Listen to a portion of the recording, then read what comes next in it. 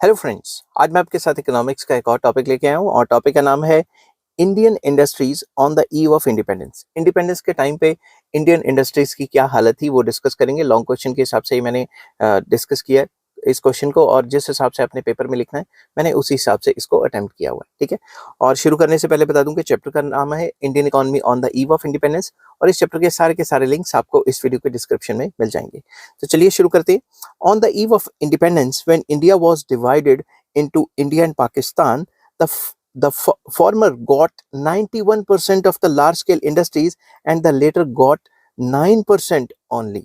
जब इंडिया और पाकिस्तान का जो बंटवारा हुआ तो एक हिस्से में 91% लार्ज स्केल इंडस्ट्रीज आ गई और दूसरे हिस्से में सिर्फ और सिर्फ 9% की हिस्सेदारी आई इंडस्ट्रीज में।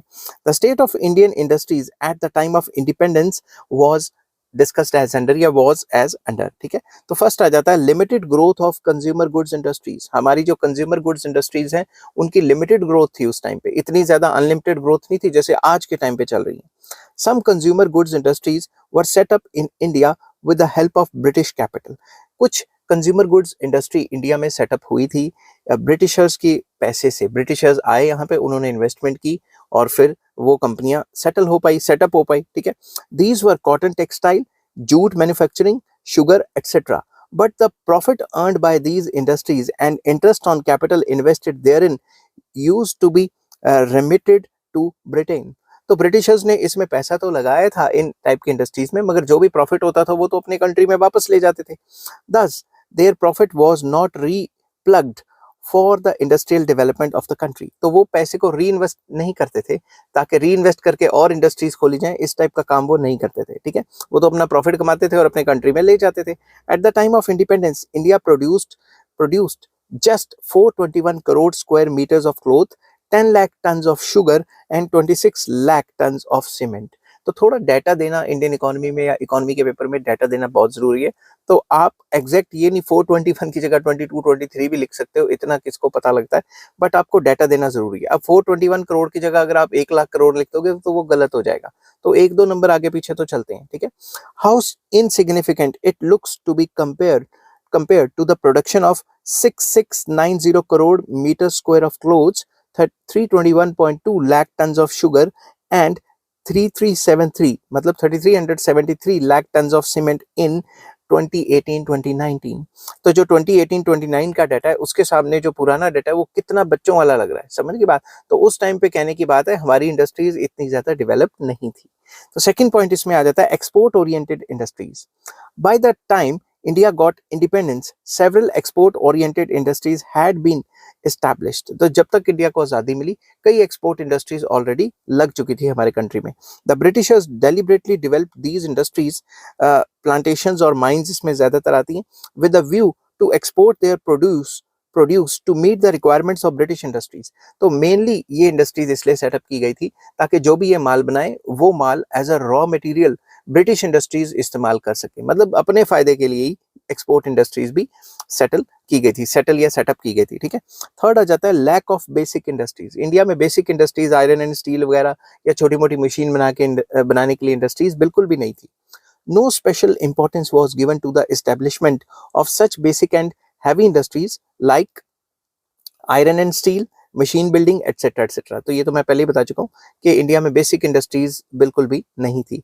It adversely affected industrial development of the country. On the eve of independence Tata iron and steel mills was the only basic industry in India। तो जब इंडिया आज़ाद हुआ तो उस टाइम पे Tata iron and steel mills जो थी वही एक बेसिक कंपनी थी, जो मतलब हैवी कंपनी थी जो आयरन एंड स्टील का काम करती थी उस टाइम। ठीक है, तो in 1947 total steel production in the country was merely 13 lakh tons. तो बहुत कम प्रोडक्शन थी। इतनी कम प्रोडक्शन होगी तो further infrastructure iron and steel की मदद से जो बनता है वो कैसे हो पाएगा। तो कहने की बात यह है कि जब हमारा देश आज़ाद हुआ उस टाइम पे इंडस्ट्रीज, हैवी इंडस्ट्रीज या बेसिक इंडस्ट्रीज ना के बराबर थी, इक्का दुक्का थी। ठीक है, नेक्स्ट आ जाता है managing agency system, very important. Managing agency system में क्या था, in order to set up industries in India the Britishers had adopted managing agency system. इसमें क्या था, the system was in operation at the time of independence. इसमें होता क्या था, in this system managing agencies use to manage other business units. तो ये जो एजेंसीज थी ये पूरे के पूरे बिजनेस यूनिट्स को मैनेज करती थी, चलाती थी, इनके हिसाब से ही काम होता था। बेसिकली ये ओनर की तरह काम करती थी, ठीक है। These managing agencies were under the control of Britishers. ये पूरी की पूरी एजेंसी जो कंपनीज को चलाती थी वो पूरी की पूरी एजेंसी के अंदर सारे ब्रिटिशर्स होते थे। तो अल्टीमेटली ब्रिटिशर्स जो चाहते थे वही करते थे। नेक्स्ट आ जाता है lack of government patronage. Government कोई हेल्प नहीं करती थी एनकरेज करने के लिए। जैसे आजकल आजादी के कितने साल हो गए, इसके बाद गवर्नमेंट ने किसी सेक्टर को एनकरेज करना होता है तो गवर्नमेंट क्या करती है, सब्सिडीज वगैरह देती है ना। मगर उस टाइम पे ऐसा कोई सिस्टम नहीं था। During the British regime, no government patronage, protection or extra facilities were accorded to the infant Indian industries. So Indian industries को किसी भी टाइप की सब्सिडीज वगैरह या पैट्रनेज या सस्ते में लोन वगैरह कुछ नहीं मिलता था। तो कोई एनकरेजमेंट नहीं थी गवर्नमेंट की तरफ से। Next point, biased tariff policies, very important. The tariff policy adopted by the Britishers was more to the advantage of British industries than the Indian industries. तो इंडियन इंडस्ट्रीज के ऊपर एक तो टैक्स लगाया जाता था जिससे उनकी कॉस्ट ऑफ प्रोडक्शन बढ़ जाती थी, उनका सामान महंगे रेट पे बिकता था मार्केट में, तो कोई लेता नहीं था। और जो अपनी इंडस्ट्रीज हैं, जो ब्रिटिश इंडस्ट्रीज हैं, उनके ऊपर टैक्स नहीं लगाया जाता था जिससे उनका माल सस्ता होता था। और बाहर से कोई जब इंपोर्ट करवाते थे उसके ऊपर भी ड्यूटी नहीं लगाई जाती थी, जिसकी वजह से उनका माल सस्ता होता था और उन्हीं का माल मार्केट में बिक पाता था। तो इंडियन जो इंडस्ट्रीज के गुड्स है उनकी डिमांड बहुत कम होती थी।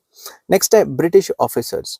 All key post in the industries were manage या manned by Britishers at high salaries. तो जो भी बड़ी बड़ी कंपनियां थी उस टाइम पे इंडिया में, उसमें जो भी जो हाई ऑफिशियल्स थे वो सारे के सारे ब्रिटिशर्स थे। No efforts were made to impart management and technical training to the Indians. Indians को किसी भी टाइप की टेक्निकल ट्रेनिंग या मैनेजरियल ट्रेनिंग या मैनेजमेंट स्किल्स उनको नहीं सिखाई जाती थी, ठीक है। तो ये भी एक ड्रॉबैक था। Next, cottage and small scale industries, very important point. Before the British rule, cottage and small scale industries of India were famous all over the world for their artistic production। और यहाँ से माल बन के बाहर भी export किया जाता था। But the policy pursued by the British rulers adversely affected these industries। तो जो भी ब्रिटिशर्स की पॉलिसीज थी उसकी वजह से इन इंडस्ट्रीज का जो बैंड बज गया, ठीक है, मतलब कहने की बात है बेड़ा गर्क हो गया। और eight the time of independence small and cottage industries of India were extremely अंडरडेवलप्ड। वो ना के बराबर काम करती थी और अंडर डेवलप भी थी, कोई मॉडर्न टेक्नोलॉजी उनके पास नहीं आई थी। These industries faced many problems like old methods of production, lack of skilled labour, lack of capital and raw material, problem of marketing etcetera. तो इनको इतनी ज्यादा प्रॉब्लम्स फेस करनी पड़ती थी कि लोगों ने ये काम करना ही छोड़ दिया। तो ना के बराबर small scale and cottage industries रह गई थी, जिससे जॉब लॉसेज इतने ज्यादा हुए कि मतलब अनएम्प्लॉयमेंट एक लार्ज स्केल पे इंडिया में फैल गई, ठीक है। तो आई होप ये वीडियो आपको पसंद आई होगी। अगर पसंद आती है तो please like, share and subscribe. Chapter का नाम था Indian economy on the eve of independence, और इस चैप्टर के सारे लिंक्स आपको इस वीडियो के डिस्क्रिप्शन में मिल जाएंगे। नेक्स्ट टॉपिक मैं आपके साथ डिस्कस करूंगा main features of Indian economy on the eve of independence. Till then take care, bye bye.